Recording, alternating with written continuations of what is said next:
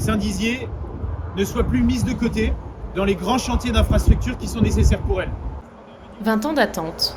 C'est comme ça que les élus locaux résument le projet de doublement de la RN4 de Saint-Dizier. Ici, plus de 20 000 véhicules, dont 8 000 poids lourds, circulent. C'est l'équivalent de l'autoroute A4. Pour ne rien arranger, la route nationale 4 est souvent déviée pour cause de travaux ou d'accidents. Ce trafic finit parfois par traverser Saint-Dizier, ce qui provoque de nombreux encombrements de la ville, comme en avril dernier. Ce projet lancé au début des années 2000 doit permettre de prolonger la 2x2 voies pour contourner la ville au niveau de la zone du chêne Saint-Amand. La semaine dernière, les élus locaux ont de nouveau appelé l'État, propriétaire de la route, à lancer les travaux. Saint-Dizier ne peut plus attendre, selon le maire. Entre Paris et Strasbourg, il y a un point noir qui est Saint-Dizier, au lieu d'être un point d'équilibre et un point d'attractivité. Donc je veux le dire à la préfète de région, avec qui je travaille très bien, avec le président de région, avec qui je travaille très bien et qui a d'ailleurs donné son accord pour ce que je demande là.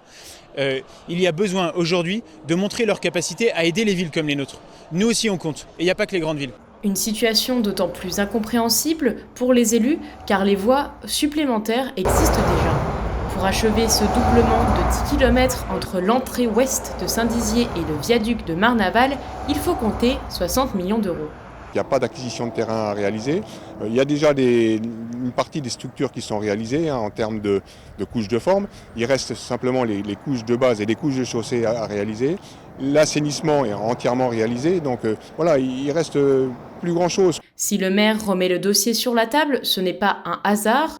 Objectif, s'assurer que le projet de dédoublement figure dans le plan État-Région pour 2027, un document en cours de finalisation qui engage l'État et le Grand Est à la programmation et au financement de projets d'aménagement du territoire comme celui-ci.